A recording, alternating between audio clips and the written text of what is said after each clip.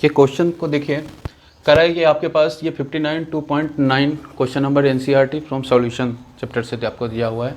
करा है क्या, ये सैंपल ऑफ ड्रिंकिंग वाटर है ना। ड्रिंकिंग वाटर आप समझ रहे हो ना। Drinking water was found to be severely contaminated, means polluted हो गया, समझ रहे हो, मतलब अनवांटेड थिंग को मिला दिया गया या मिल गया है ना। कहता है that is a with chloroform CHCl3 है ना। बात समझो कि कहा क्या कि आपके पास ड्रिंकिंग वाटर है और ड्रिंकिंग वाटर में क्या हुआ, क्लोरोफॉर्म मिल गया, किसी तरह से संजोगवश मिल गया होगा है ना। और उसके चलते क्या, सेवरली कंटेमिनेटेड, मतलब बहुत ज़्यादा डेंजरस बन गया है ना, अनवांटेड सब्सटेंस मिलने से।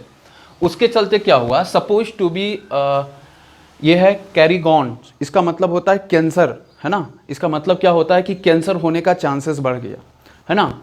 If the level of the contamination अबाज 15 ppm, इसका मतलब समझो बाई मास है ना। 15 ppm, ppm का फुल फॉर्म समझो, कहता है पार्ट पर मिलियन होता है। मिलियन मीन्स 10⁶ है ना। और हिंदी में समझे तो ये क्या होता है, 10 लाख के बराबर है ना। तो आपके पास कहता है कि 15 ग्राम समझ लो कितना, बहुत कम अमाउंट होगा, 10 लाख ग्राम के, मतलब अगर 10 लाख ग्राम वाटर ले लिया जाए तो उसमें 15 ग्राम क्या हुआ, क्लोरोफॉर्म मिल गया, जिसके चलते क्या हुआ कि उसमें उस पानी को पीने से कैंसर होने का चांसेस बढ़ गया, मतलब एक्चुअल में पॉल्यूटेड हो गया। हम नहीं चाहते थे कि ये मिले बट मिल गया। तब कह रहा है कि आपके पास क्या कह रहा है कि express the percentage by mass, आपको क्या निकालना है, परसेंटेज बाय मास आपको कह रहा है निकालने के लिए, परसेंटेज बाय मास मतलब ये है ना। दूसरा कह रहा है determine the molality of chloroform है ना। नेक्स्ट क्या कर रहा है, क्लोरोफॉर्म का मोललिटी निकालने के लिए है ना, इन वाटर सैंपल। ठीक है, तो पहला हम लोग अटेम्प्ट करते हैं। तो सिंपल सा इसका फॉर्मूला क्या होता है, मास बाय मास परसेंटेज का। तो मास ऑफ सोल्यूट है ना, क्या होता है, mass of solute divide by क्या, mass of solution, mass of solution. अब अगर हम बात करें मास ऑफ सोल्यूट का, तो देखो ppm को आपको ब्रेक डाउन करना पड़ेगा, इसका मतलब ढूंढना पड़ेगा ppm है ना। 15 ppm मतलब क्या हुआ कि the mass of solute means chloroform, mass of chloroform CHCl3, chloroform कितना है आपके पास, 15 ग्राम है। ठीक है, मास ऑफ क्लोरोफॉर्म कितना है, 15 ग्राम है ना। कितना ग्राम ऑफ सॉल्यूशन में, तो सिंपल से कहता है मास ऑफ सॉल्यूशन जो आपके पास है वो कितना होगा, 10⁶ ग्राम होगा। मतलब आपके पास सॉल्यूट का भी मास पता चल गया और सॉल्यूशन का भी मास पता चल गया। अब देखो हमको परसेंटेज निकालना था, इसका मतलब ये 100 से मल्टीप्लाई हो जाएगा। तो सिंपली आपके पास क्या होगा, 15 इंटू क्या, 10⁶ इंटू 100, ये परसेंटेज बताएगा। अब यहाँ पर कैलकुलेट करें तो आपके पास क्या हो जाएगा, 15 डिवाइड बाई 10⁴ बचा है ना। अब 10⁴ को हम क्या लिख सकते हैं, 15 इंटू 10⁻⁻4 है ना। और इसे अगर कैलकुलेट कीजिएगा 1.4 इंटू 10⁻³ बाई मास हो जाएगा। कौन, मास बाई मास परसेंटेज किसका है, ये सॉल्यूट का है। ठीक है, यही आपको निकालने के लिए कह रहा था। दूसरा अगर हम क्वेश्चन की बात करें, तो दूसरा कह रहा है कि आप बताइए कि इसका मोललिटी ऑफ क्लोरोफॉर्म कितना होगा इन वाटर सैंपल है ना। तो वाटर सैंपल में आपको मोललिटी निकालने के लिए कह रहा है। तो मोललिटी के बराबर क्या होता है, स्मॉल m, और स्मॉल m बराबर क्या होता है, n ऑफ सोल्यूट है ना बटे वेट ऑफ सॉल्वेंट। क्या होगा, वेट ऑफ सॉल्वेंट किस में होगा, इन kg होगा। ये क्लियर है। अब अगर हम बात करें सॉल्यूट का है ना, किसका बात करें, सॉल्यूट का नंबर ऑफ मोल्स, ये आपको पता है कैसे, मास बाई मोलर मास है ना। कैसे पता है, मास अपॉन क्या, मोलर मास, और mass upon molar mass into क्या, वेट ऑफ सॉल्वेंट। अगर हम मास की बात करें, किसकी बात करें, मास की बात करें, तो मास इसका क्या पता है, ऑफकोर्स पता है ना, 15 ग्राम है ना।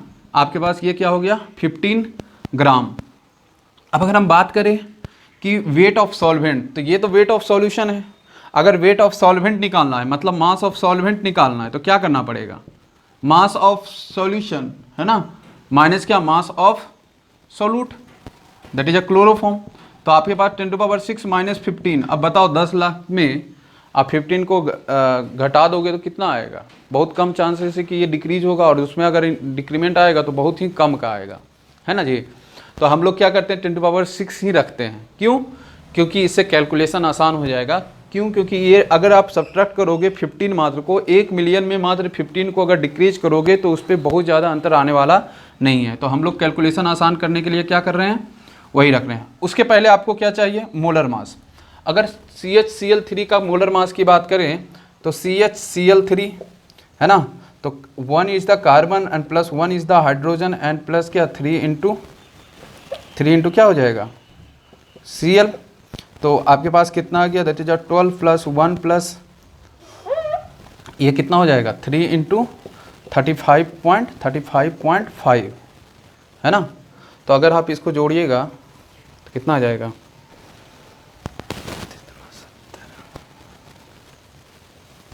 105 है ना, कितना आ जाएगा 105.5 प्लस 1 प्लस क्या 12, अब 12 प्लस 1 13 हो गया ना, 13 को जोड़ दो तो कितना आ जाएगा